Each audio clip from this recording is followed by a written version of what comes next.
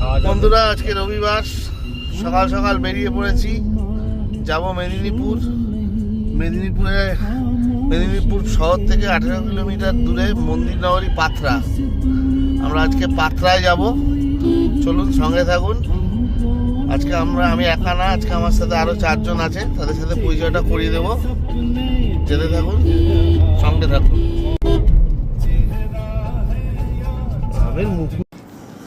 রোজকার জীবনযাত্রা থেকে একটু অবকাশ নিতে মাঝে মধ্যে একটু আধটু এরকম বেরিয়ে পড়তে কারই বা না ভালো লাগে। আর সাথে যদি ভালো লাগার লোকগুলি থাকে তাহলে তো আর কথাই নেই।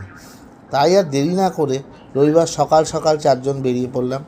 গাড়িতে 4 জন গল্প করতে করতে আর বাইরের দৃশ্য দেখতে দেখতে যাচ্ছি, আর ভাবছি কখন পৌঁছাবো গন্তব্যে। মাঝখানে দাঁড়ালাম একটু জলখাবারের জন্য।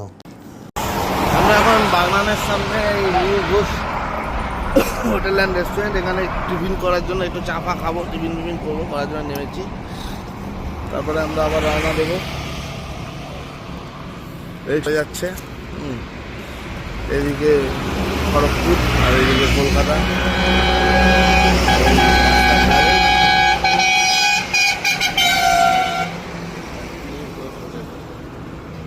চলুন ভেতরে যাওয়া যাক।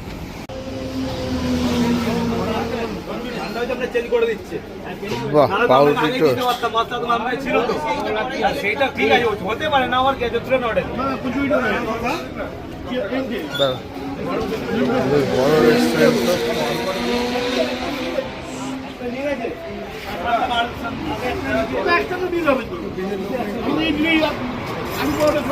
ওখানে বসুন, যে খাবার দিতে সেই আমরা খাবার দিয়ে দেবো। এখানে খাবার নিলে এখানে পেমেন্ট করবেন, খাবার নিয়ে যাবেন। বাসে হলে এখানে খাবো। বেশ সুন্দর, এখানে বসে খাওয়ারও জায়গা রয়েছে, আবার এখানে দাঁড়িয়ে ডাইরেক্ট নিয়ে এখান থেকে কাউন্টার থেকে নিয়েও খাওয়া যায়। চলুন তাহলে খাবো। কচুরি নে, কচুরি ভালোই খাওয়ার জায়গা, চাও পাওয়া যায় ভালো। আমরা একটু টিফিনটা করে এখন চা খেয়ে সামনে থাকুন। গরম গরম কচুরি আর ধোসা, খুব সুন্দর টেস্ট।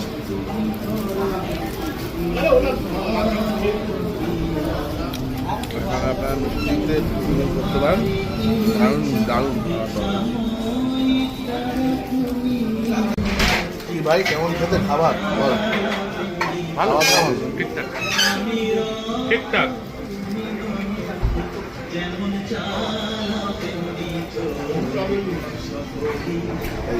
পুরি সবজি খাচ্ছে, আর এদিকে সরকারদা নিচে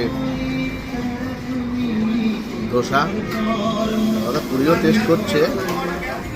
চা খাবেন তো সরকারদা? চলুন তারপরে এবার চা খাবো।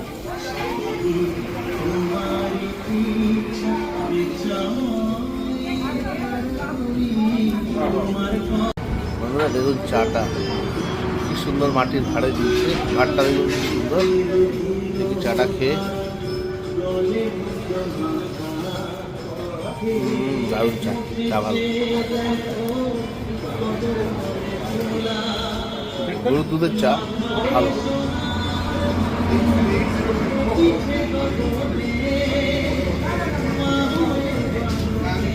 আমার সাথে খেতে আছে এই যে সরকার। দেখিয়ে দিন আপনার মুখটা দর্শকদের। হ্যাঁ, এই সরকারদা মজার লোক। চলুন আমরা গাড়িতে নিয়ে বসি।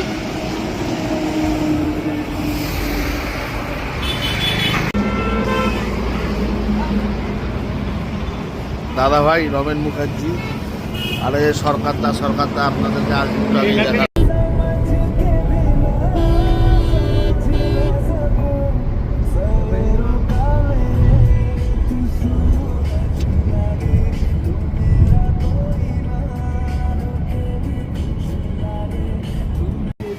এই যে আমরা চলে এসেছি, এই যে পাঁচকুড়ি বাজার থেকে ডান দিকের রাস্তা দিয়ে আমরা ঢুকেছি মন্দিরের কাছাকাছি চলে এসেছি, চলুন যাওয়া যাক। অসাধারণ রাস্তাটা, যাওয়ার রাস্তাটা জমির আলের উপর দিয়ে যাচ্ছে রাস্তা, ঠিক কথা।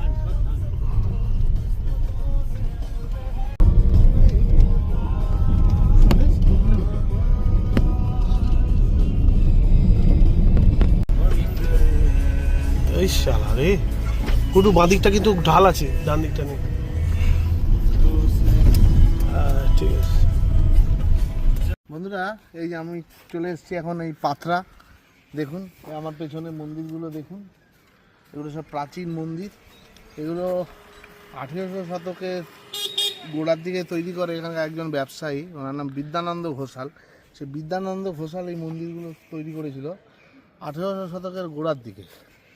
সেই মন্দিরগুলো পরবর্তী টাইমে এখানে একজন স্থানীয় ভদ্রলোক ইয়াসিন পাঠান, সেই ভদ্রলোক এই মন্দিরগুলো নতুনভাবে আবার প্রচারের দায়িত্ব নিয়েছিলেন এবং প্রচারের আলো এনেছেন। আপনারা মন্দিরগুলো আপনাদের দেখাই, যে ভগ্নাবশেষ দেখতে পাচ্ছেন। এখানে কালাচাঁদ মন্দির আছে, নবগ্রহ মন্দির আছে। পেছন দিকে দেখুন রাস্তায়, যে মাঝখান দিয়ে রাস্তা চলে গেছে, রাস্তার ওপার এপার দুদিকেই অনেক মন্দির আছে। কাছাকাছি কংসাবতীর ধারে এখানে মোটামুটি 100 মন্দির ছিল। সেই মন্দিরগুলো এখন সেখান থেকে কংসাবতীর গ্রাসে চলে গেছে ম্যাক্সিমাম মন্দির। এখন সামান্য কিছুই মন্দির রয়েছে এখানে। এই মন্দিরগুলো তার মধ্যে দেখুন কেমন লাগছে আপনাদের জানান, খুব সুন্দর। দু একটি একদম প্রায় ধ্বংসপ্রাপ্ত হয়ে গেছে, যেমন এই সামনের এই মন্দিরটা দেখুন। চলুন আমরা সামনে যাই। সব কিন্তু পোড়া মাটি। এই যে রাসমঞ্চ, এটা রাসমঞ্চ দেখুন, এটা কিন্তু রাসমঞ্চ। মদনমোহন মন্দির, রাসমঞ্চ, নবগ্রহ মন্দির, কালাচাঁদ মন্দির, বিভিন্ন মন্দির এখানে আছে। ইতিহাস প্রেমীদের জন্য কিন্তু একটা অন্যতম সুন্দর জায়গা।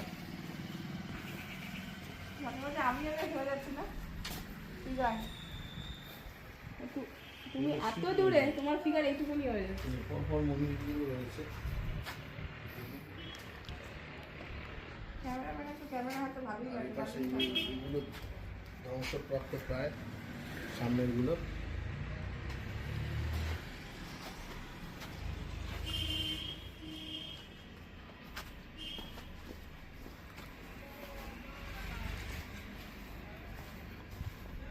এটা যদি ডিপি না হয়েছে না, ছেলে তোমার হবে বাড়িতে।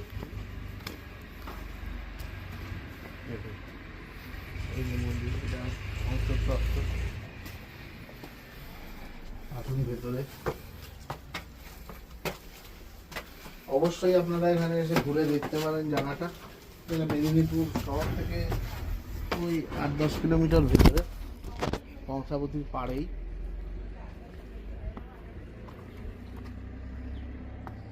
আর ওপর থেকে দেখাচ্ছি দেখুন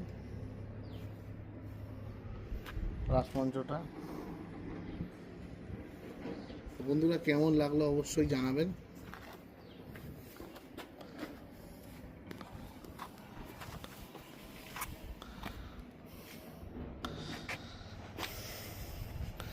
আশা করি আপনাদের খুবই ভালো লাগবে আজকের এই ভিডিওটা। তো আরও নতুন নতুন ভিডিও দেখার জন্য আমার সঙ্গে থাকুন, আমার চ্যানেলটা সাবস্ক্রাইব করুন, দিবাবাস ভিউ। ফেসবুকে আমাকে ফলো করুন। আপনাদের সামনে আরও নতুন নতুন ভিডিও নিয়ে আমি হাজির হব। ধন্যবাদ বন্ধুরা। এই মন্দিরটা দেখুন, এই মন্দিরটা একদম কংসাবতী নদীর ধারেই অবস্থিত। হ্যাঁ, এই অঞ্চলটা পুরোটাই মন্দির বেষ্টিতই ছিল। ওই যে দূরে মন্দিরগুলো দেখতে পাচ্ছেন। এই কংসাবতী ভাঙনের ফলেই ম্যাক্সিমাম মন্দির নদীগর্ভে চলে গেছে। এই যে নদীতে মন্দির দেখতে পাচ্ছেন, আর পেছনেই দেখুন কংসাবতী নদী।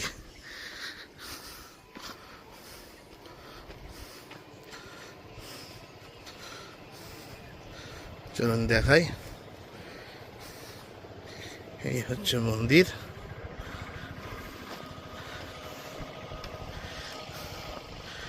এটা কিন্তু ভারতীয় পুরাতাত্ত্বিক সর্বেক্ষণের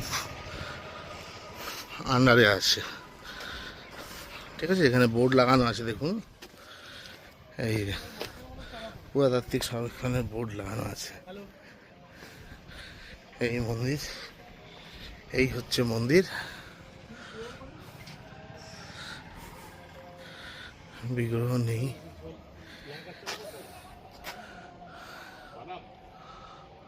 পোড়ামাটির মন্দির, অসাধারণ গঠনশৈলী। বাড়ি থেকে দেখে গিয়ে বলবো, আমি তো বাড়িতে নেই আজকে।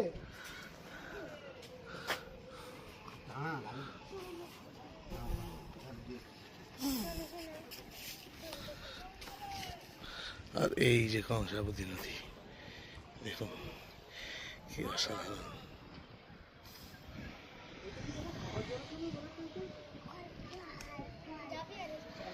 নদী পাশ দিয়ে বয়ে যাচ্ছে। এখন জল কম আছে, বর্ষার সময় জল এদিকে চলে আসে, দেখে বোঝাই যাচ্ছে। সেই পল্লীতেই চাষবাস হয়েছে। অসাধারণ সুন্দর জায়গা, দারুণ জায়গা।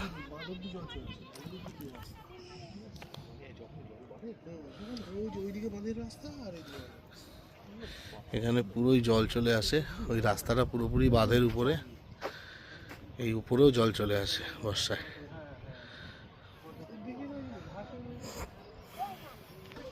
তাহলে কেমন লাগলো বন্ধুরা? আশা করি খুবই ভালো লেগেছে। সঙ্গে থাকুন, আরও নতুন নতুন ভিডিও আসছে। বন্ধুরা, আমরা যে প্রথমে মন্দিরগুলো দেখলাম ওগুলো পাত্রার ঘোষাল পরিবারের, মানে বিদ্যানন্দ ঘোষাল ওই মন্দিরগুলো স্থাপন করেছেন। আসলে এখানে সেই সময় দুটি পরিবারই এখানে প্রতিপত্তি ছিল, এক হচ্ছে ঘোষাল পরিবার, এক হচ্ছে ব্যানার্জি পরিবার।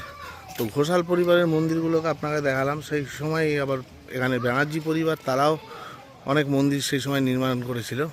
তো সেই মন্দিরগুলো এখন আমরা দেখতে এসেছি। ওই মন্দিরের কাছেই একটু জাস্ট 2 মিনিট ওখান থেকে হেঁটে একটা গ্রামের মধ্যে রাস্তা, সেই গ্রামের ভেতরে মন্দির। ওই আমার পেছনে দেখতে পাচ্ছেন, চলুন দেখি। এই যে দেখুন মন্দিরগুলো, টেরাকোটার মন্দির।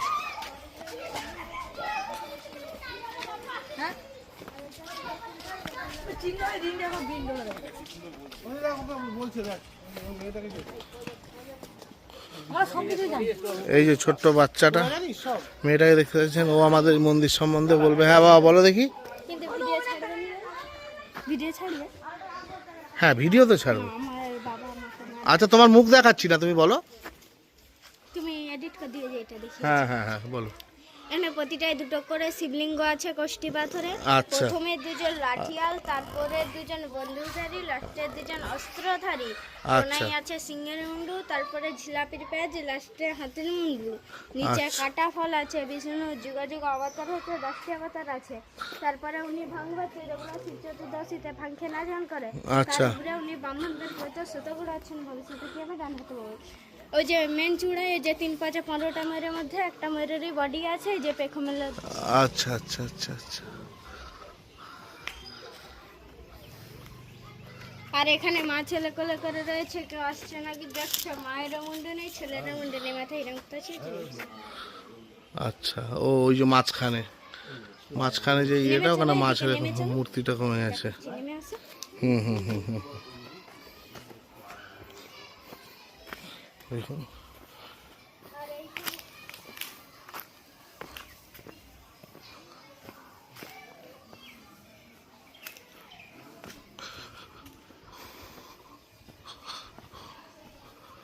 এই যে এখানে মা ছেলে কোলে করে রয়েছে, কেউ আসছে নাকি দেখছে।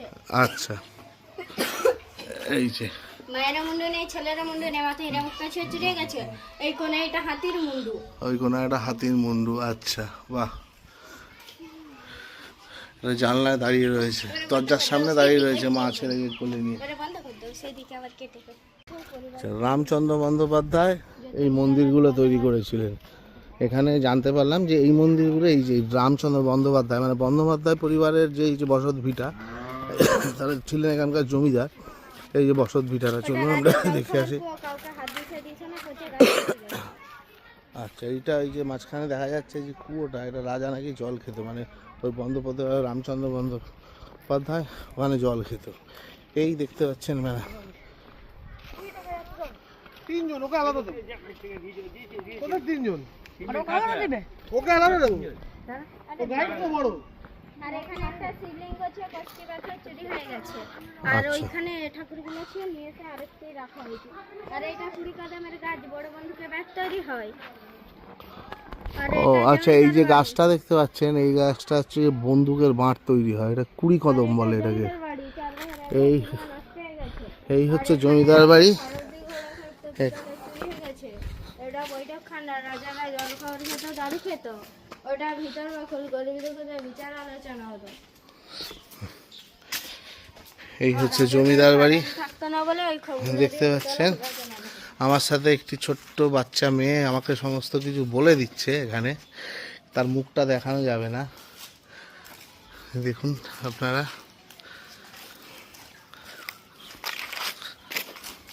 আর আগেকার কারেন্ট থাকতো না বলে এই খোপগুলো দিয়ে পিতলে হুলা জ্বালানো হতো। আচ্ছা, এই যে খোপগুলো থেকে নিচে খিচুড়ি খাওয়ানো হতো। আর এইগুলো কুলঙ্গি, যাহা শঙ্খ প্রদীপ থাকতো। বুঝতে পেরেছি, বাহ। আর এই যে রাজবাড়ির কক্ষ দেখুন। ছাদ, নিচে হাতিয়ারা ফেল করলে উপরতানি কামড় দেওয়া হতো। আর এদিকে সুড়ঙ্গ আছে, একটা রাজবাড়ি, একটা নৌকার, একটা ঝামা রাজা পুকুর, পেছনে তিনতলা উঠে সিঁড়ি।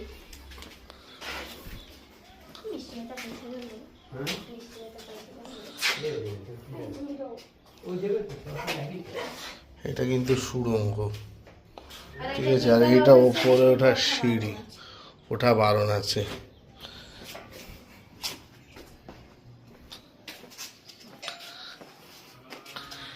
তো এই হলো ব্যানার্জি পরিবার এবং তাদের তৈরি বিভিন্ন মন্দির। আর এই ঠাকুরটাকে 35 বছর আগে জাগরত দিয়ে তাড়ি দিয়েছে, মুদ্রা রক্ত ওঠে, তবে ঠাকুর তুলতে পারেন। আর এইটা রাস মন্দির, রাসলীলা হতো। এই প্রতিটা খবরানো ঠাকুর এই মহাদেব আর মূর্তি। নিচেটা আগে করে লাল কুড়ি পয়সা ডিজাইন। আর ওই দুধারে রয়েছে এগুলো সব দ্বারপালিকা, কারণ কৃষ্ণ ছাড়া কোনো পুরুষেরই প্রবেশ থাকতো না মহিলাদের। আচ্ছা, দেখতে পাচ্ছেন। আর এই হচ্ছে জমিদার বাড়ি। 4 ভাগের 1 ভাগ রয়েছে, 3 ভাগ নষ্ট। 4 ভাগের 1 ভাগ রয়েছে, 3 ভাগ নষ্ট হয়ে গেছে। তাহলে আশা করি আপনাদের খুবই ভালো লাগলো ভিডিওটা, ভালো জিনিস আপনাদের দেখাতে পারলাম, সরি। সঙ্গে থাকুন, ধন্যবাদ।